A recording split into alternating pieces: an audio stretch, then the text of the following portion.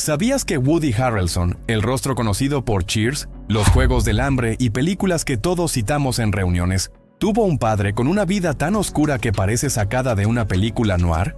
Su nombre, Charles Harrelson. Y lo que hizo lo dejó marcado en la historia del crimen en Estados Unidos. O sea, Woody la rompió en Hollywood y su padre era, digamos, menos de color pastel. Vamos a desenterrar eso. Imagina una infancia separada, noticias en la radio que te dicen, tu papá está en juicio. Y años después ver a ese niño convertirse en una estrella mundial. Esta es la historia de Woodrow Woody Harrelson y su padre Charles, entre apuestas, tiros y un asesinato que sacudió al sistema judicial federal. Charles tenía poco más de 20 años cuando empieza esta historia. Vivía en Texas, trabajaba donde podía y, según los reportes de la época, tenía una adicción al juego que lo consumía. Los juegos de azar y la mala suerte lo empujaron por caminos peligrosos. Pequeños delitos, problemas con la ley y, según consta, un encarcelamiento por robo a mano armada. En esa época, la vida familiar ya sufría. Charles estaba casado y tenía 3 hijos. Uno de ellos, Woodrow, el Woody que conocemos, quedaría separado del padre cuando la madre decide marcharse y llevarse a los 3 hijos lejos, hasta Ohio. Imagina ser niño y crecer sin la figura del padre presente, solo con recortes de noticias y un apellido que, décadas después, tendría que soportar una sombra inmensa. El camino de Charles no fue de redención. En los años siguientes, sus problemas con el juego y la delincuencia se intensificaron. Los reportes señalan que, en la búsqueda de dinero fácil para saldar deudas, Charles terminó realizando asesinatos por encargo. Sí, hitman, como en las películas. Según cuentas periodísticas y testimonios recogidos durante los procesos, uno de sus primeros trabajos fue aceitar una trampa. La novia del objetivo lo llevó a un bar. Charles apareció, forzó al hombre a subir al coche y lo llevó a un lugar remoto donde lo asesinó. Primero disparándole y luego asfixiándolo para garantizar que el encargo quedara cumplido. Meses después habría aceptado otro pago y cometido un segundo homicidio con un patrón similar. En uno de esos casos fue detenido y llevado a juicio. Los veredictos y las audiencias de la época mostraron un proceso judicial complejo. Hubo un veredicto dividido en un juicio, ciertas absoluciones y finalmente condenas posteriores. Según reportes, por algún asesinato fue encontrado culpable y recibió una condena larga. Reportes de la época hablan de años de prisión. Si la vida de Charles fuera una serie de Netflix, diría que es una mezcla de El Padrino con Jackpot. Pero esto no es ficción ni se puede pausar para ir por palomitas. Mientras Charles vivía esa vida, su hijo Woodrow, que luego sería Woody, vivía con su madre en Ohio. No tenía contacto con el padre. Hasta que un día, según cuenta, iba en el coche y escuchó la radio. Anunciaban que Charles Harrelson estaba en juicio por asesinato. Woody, entonces un niño, conecta la voz y se entera así. Ese es mi papá. Imagina ese momento. De la distancia y el abandono a la confirmación pública de que tu progenitor es acusado de matanzas. Es una herida que no se borra. Uno pensaría que una larga pena sería el fin del peligro. Pero la biografía de Charles no es lineal. Fue condenado, sí.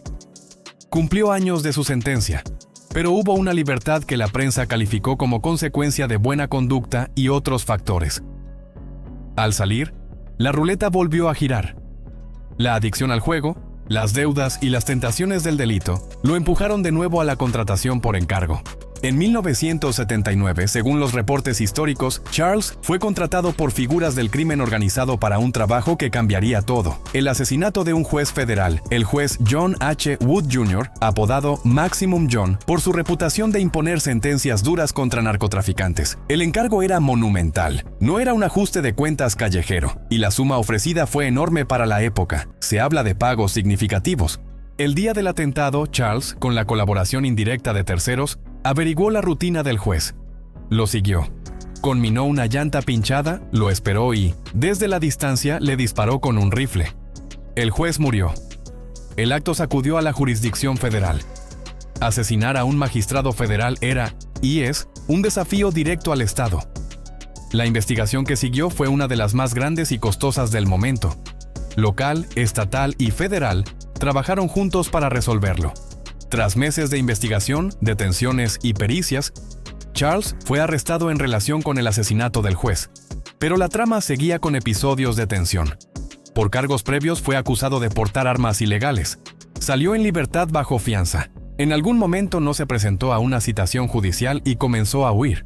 Reportes de la época relatan un periodo en el que Charles estuvo on the run con comportamientos erráticos, uso de drogas, paranoia, que culminaron en un incidente en 1980 en el que, según crónicas, se disparó a su propio coche y mantuvo un enfrentamiento con la policía durante horas antes de ser finalmente arrestado. Durante esa crisis mental produjo declaraciones extravagantes. Llegó a atribuirse en tono delirante implicaciones en hechos históricos famosos, pero tales aseveraciones se consideran parte de sus delirios. De me compré una baraja a soy el asesino de JFK. Hay pasos que no pasan por la lógica, sino por la paranoia con efectos especiales. Finalmente, Charles fue juzgado por el asesinato del juez John H. Wood Jr. y por otros crímenes. El proceso fue seguido por miles. Pruebas, testimonios y la enorme maquinaria judicial federal se movió para obtener justicia.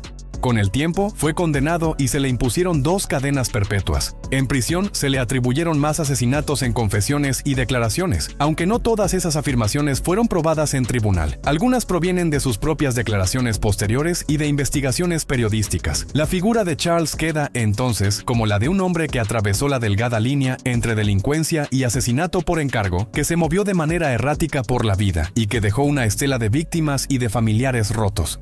Y en el otro lado de esta ecuación emocional está Woody Harrelson, el hijo que creció lejos, que no fue criado por aquel padre, que hizo su propio camino hasta convertirse en actor de fama mundial. Woody es Woodrow, sí, el mismo nombre que su padre, y su historia personal fue, en parte, la de construir identidad fuera de esa sombra. Imagina llegar a los Oscars sabiendo que tu apellido aparece en Crónica Policial y en la sección de cultura pop en la misma frase. No es el mejor combo de marketing. Woody, en entrevistas y en su vida pública, ha sabido navegar ese legado con distancia y trabajo. La fama no tapa la herida, pero ofrece la posibilidad de escribir una historia distinta. ¿Qué nos deja la historia de Charles y Woody? Varias cosas. La primera, que la violencia y la ilegalidad pueden ser cadenas hereditarias en términos de impacto emocional, pero no determinan el destino de los hijos. Segundo, que el sistema penal y el mundo del crimen a veces se entrelazan de formas que parecen sacadas de un guión cinematográfico, pero ocurren en la vida real, con consecuencias reales. También está la lección sobre la adicción. Cuando el juego y la deuda gobiernan, hay personas que buscan soluciones extremas y pasan a cometer actos atroces. Y por último, la historia nos recuerda que la fama no borra el pasado y que la verdad, a menudo compleja y llena de matices, merece ser contada con cuidado. Moraleja. Si te metes en apuestas y homicidios, probablemente no termines en una serie de Disney Plus. Mejor apuesta por lo legal, por si acaso. Esta narración se basa en reportes históricos y crónicas periodísticas sobre Charles Harrelson y su juicio por el asesinato del juez John H. Wood Jr., así como en la biografía pública de Woody Harrelson. Algunas declaraciones atribuibles a Charles provienen de confesiones que hizo en distintos momentos y que pueden contener exageraciones o afirmaciones no confirmadas por procesos judiciales adicionales.